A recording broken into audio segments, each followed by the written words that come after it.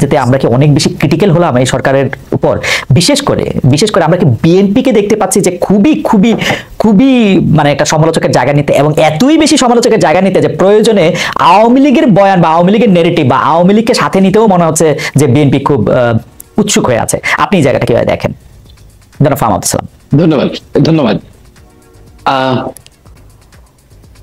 প্রথমত আমি বাংলাদেশের আজকের যে গণতন্ত্রের অবস্থা, এই গণতন্ত্রের অবস্থার কথা বলতে গেলে মির্জা গালিবের একটা গজল আছে, ওটার দুটো একটা শের মানে একটা কাপলার খুবই ইন্টারেস্টিং।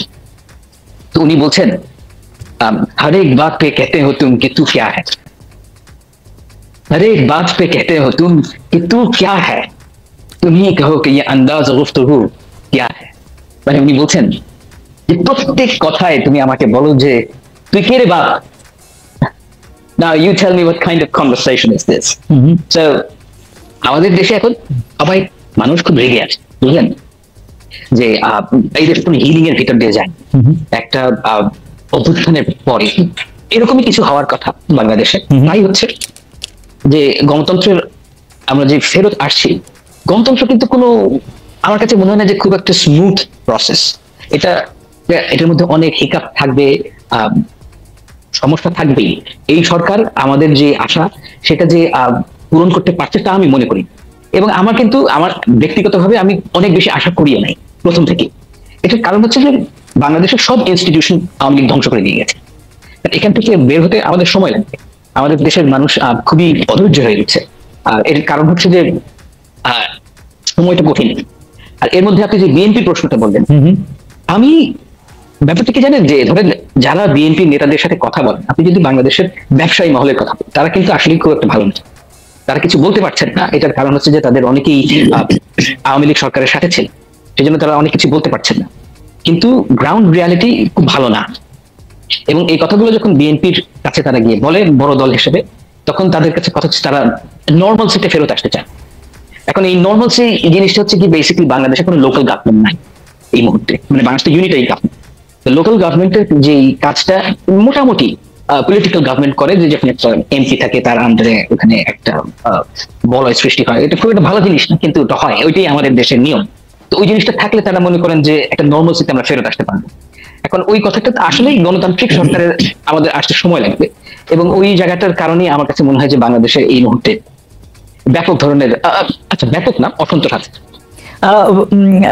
জনাব সালাম, আপনি কি মানে বিএনপির অসন্তুষ্টিটা এই সরকারের উপর, বা বিএনপির যে এক ধরনের কেমন ক্ষোভের ভাষা এই সরকারের এগেইনস্টে, সেইটা কি আপনি একটু ব্যাখ্যা করতে পারেন? আমরা প্রিন্স ভাইকে প্রায় কাছাকাছি ধরনের প্রশ্নই করব। আমার কাছে তো মনে হয় না যে বিএনপির কিছু অসন্তোষের কথা আছে।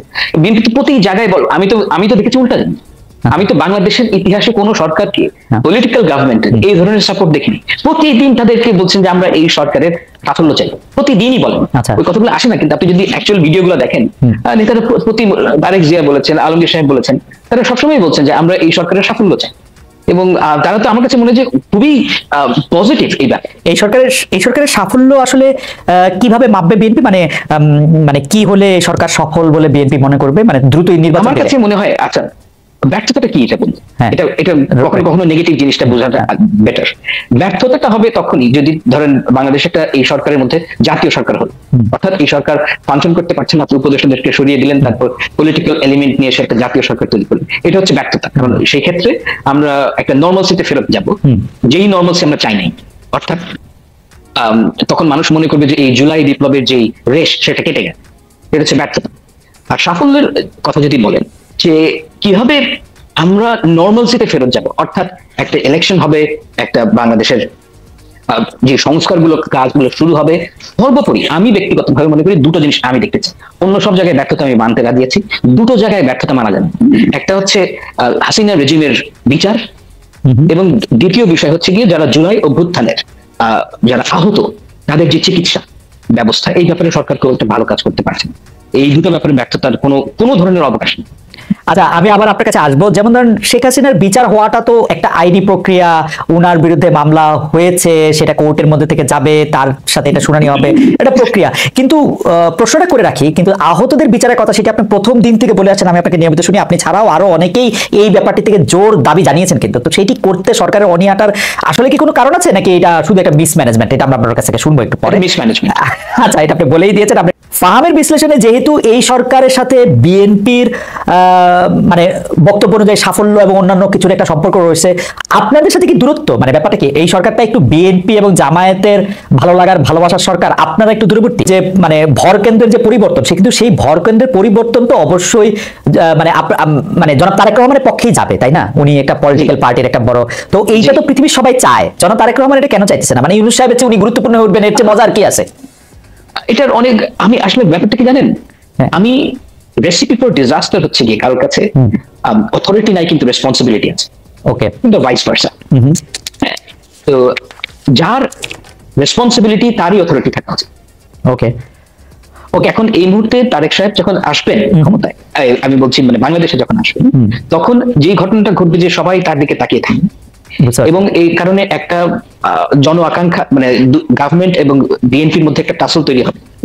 এটা ছাত্রদের জন্য ভালো না।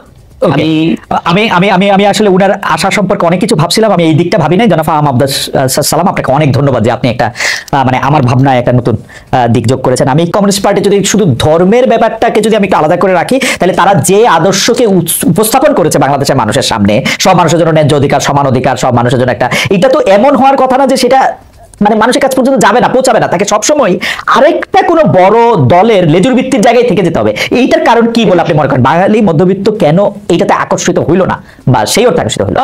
Communism has got no future, absolutely none whatsoever. মানে I am sorry to say this, মানে প্রিন্স ভাই আমার উপর রাগ করতে পারেন, কিন্তু কথা হচ্ছে যে এটার কোনো ফিউচার নেই। মানে আপনি যদি খুব খেয়াল করে দেখেন যে সিপিবি দলগুলো, সিপিবির মতন এই দলগুলো আসলে রাজনীতির দল করেন, মানে রাজনৈতিক দল না। এটা হচ্ছে কি আসলে আপনি খুব খেয়াল করে দেখেন, এটা হচ্ছে সোশ্যাল আপওয়ার্ড মোবিলিটির একটা টুল। সোশ্যাল আপওয়ার্ড মোবিলিটি টুল অর্থাৎ হচ্ছে কি, ধরেন তাদের চাহিদা হচ্ছে প্রথম আলোর প্রথম পৃষ্ঠায় আসা, মানব জমিনের প্রথম পৃষ্ঠায় আসা, যে তারা একটা মানববন্ধন করলেন, সেজন্য তার ছবি, মানে তাদের গুরুত্ব দেওয়া হয়। বাট আপনি যদি পার্টির স্ট্রাকচার খেয়াল করেন, it's a congregation of losers, as simple as that. মানে এই দলের কোন দলেরই কোন লেফটিস্ট দলের কোনো ভবিষ্যৎ নেই বাংলাদেশে। আচ্ছা, আমি দুইটা একটু প্রশ্ন করতে পারি না ফাহাম? একটা প্রশ্ন হচ্ছে যে আপনি কমিউনিজমের কোনো ফিউচার নাই এটা বলতেছেন, এটা কি সোভিয়েত ইউনিয়নের পতন হয়ে গেছে, ভালো কোনো কমিউনিস্ট রাষ্ট্র টিকা নাই সেইটার জন্য, নাকি এটা আদর্শগতভাবে এটা মানে আমরা সবাই মিলে একটা ন্যায় বিচারের জন্য একটা সমান ভূমি পাবো, এটা কেন ফেল করবে? মানে এটা আজকে হয়তো ফেল করছে 50 বছর, আপনার কাছে কেন মনে হচ্ছে ভবিষ্যতেও ফেল করবে? এক, আর দুই হচ্ছে রাজনীতিকে আপনি কিভাবে সংজ্ঞায়ন করতে চান? আপনি ওদের রাজনীতি বা ওনাদের রাজনীতি আপনি সংজ্ঞায়ন করলেন যে প্রথম পাতায় প্রথম আলোতে একটা ছবি হয়তো চায়, তো আপনি আর বুর্জোয়া দলগুলির রাজনীতি আপনি কিভাবে সংজ্ঞায়ন করবেন? বিএনপির বা আওয়ামী লীগ ওরা কি চায় রাজনীতিতে? ওরা তো ক্ষমতায় যেতে চায়। আচ্ছা, লেফট পার্টিগুলো ক্ষমতায় যেতে চায়, তারা সোশ্যালি গুরুত্ব দিয়েছে। There is a difference. Okay. আপনি চিন্তা করেন যে সিপিবির যে প্রিন্স ভাই যেই আন্দোলনের এই যে একটা প্রথমে বললেন যে উনি একটা পথসভা করছেন, পথসভার মধ্যে ওয়ার্ড শোষণ বিরোধী 4-5টা ওয়ার্ড, ওই কথা কি বাংলাদেশ কেউ বোঝে? গ্রামের মানুষ তাদের ওই অ্যান্টেনাটাই নাই যে again I am sorry to prince. না কিন্তু আমাদের প্রশ্ন অ্যান্টেনাটা নাই সেটা ঠিক আছে, অ্যান্টেনাটা থাকা দরকার কিনা, নাকি ধরেন থেকে কোনো লাভ নাই, কোনো লাভ নাই, মানে কোনো ধরনের কোনো লাভ নাই। কারণ বামপন্থার ফান্ডামেন্টালি ফ্ল হচ্ছে কি এটা, যে বামপন্থা যদি আপনি কমিউনিজমকে যদি আপনি সাকসেসফুল করতে চান, হ্যাঁ, আপনাকে প্রথমত হিউজ মানুষ মারতে হবে। এই ছাড়া কমিউনিজম কাজ করবে না। চায়নায় হয়েছে, রাশিয়াতে একই ঘটনা হচ্ছে, কিউবাতে একই ঘটনা হচ্ছে, প্রচুর মানুষ মারতে হবে। আপনার রাশিয়ান রেভলিউশনের সময়, তার আগের 50 বছরে জারের যে সময়টাকে রাশিয়ানরা বলে হচ্ছে খারাপ সময়, যত লোক মারা গেছে তার চেয়ে বেশি মানুষ মারা গেছে নেক্সট 2 ইয়ার্স এর মধ্যে। কিন্তু ফাহাম, আমি তো সর্বশেষ যে দেশটিতে থাকতাম জার্মানি, তারা ঘোষণা না করলো, তারা তো এক ধরনের সমাজতান্ত্রিক কাঠামোর মধ্যে থেকে রাষ্ট্র পরিচালনা করে তারা সফলতা পাইলো। ইউরোপের আরো দেশগুলিতে আপনি মানে স্ক্যান্ডিনেভিয়ারও 2-3টা দেশের কথা এরকম বলতে পারেন যে তার নামটা হয়তো চেঞ্জ করছে। I don't they're proper capitalism ওখানে মানে ব্যক্তিগত সম্পদ অর্জনের ক্ষেত্রে সেটা ক্যাপিটালিজম, ব্যক্তিগত সম্পদ অর্জনের ক্ষেত্রে, কিন্তু মিনিমাম মানে দড়িটা কোথায় সবচেয়ে দুর্বল এটা দেখার ক্ষেত্রে তো তারা সোশ্যালিস্ট। ব্যাপারটা হচ্ছে যে আপনি খুব খেয়াল করে দেখেন যে যেই সোশ্যাল ওয়েলফেয়ারের যে প্রোগ্রামগুলো, সেটা পৃথিবীতে সবচেয়ে ভালো কোথায় কাজ করে? ক্যাপিটালিস্ট কান্ট্রিগুলো। অস্ট্রেলিয়াতে কাজ করে, এটা ক্যাপিটালিস্ট কান্ট্রি। আপনার পৃথিবীতে প্রথম পেইড ম্যাটারনিটি লিভ কোনো কমিউনিস্ট কান্ট্রিতে হয়নি, হয়েছে ক্যাপিটালিস্ট কান্ট্রিতে। তো এগুলো বড় আলাপ, কিন্তু আমি যেটা ছোট করে যে কথাটা বলতে চাই সেটা হচ্ছে যে মুসলমান দেশগুলোতে I don't think communism would work. Okay, কারণ হচ্ছে যে ধরেন এটার ধর্ম একটা বড় ইস্যু, এবং তার চাইতে বড় ইস্যু যে কমিউনিজমের যে ফান্ডামেন্টাল প্রেমিস সেটা হচ্ছে গিয়ে আপনার যে ন্যায্যতার যে ভাগ সেটা হচ্ছে কি সামষ্টিক ভাবে। ওকে, ওয়ারেজ ধর্ম ইসলাম বলেন কিন্তু ক্রিশ্চিয়ানিটি বলেন, ন্যায্যতার যে ইউনিট সেটা ইন্ডিভিজুয়াল। ওকে, তাহলে মানে ওই যে ধর্মকর্ম সমাজতন্ত্র, রেড মাওলানা, এগুলি শুধু এখন মানে এগুলি আর চলবে না ভাই, এটা ব্যর্থ ওই সময় ছিল, এখনো ব্যর্থই হবে। Yes, absolutely. I have no doubt about it. ওকে, মানে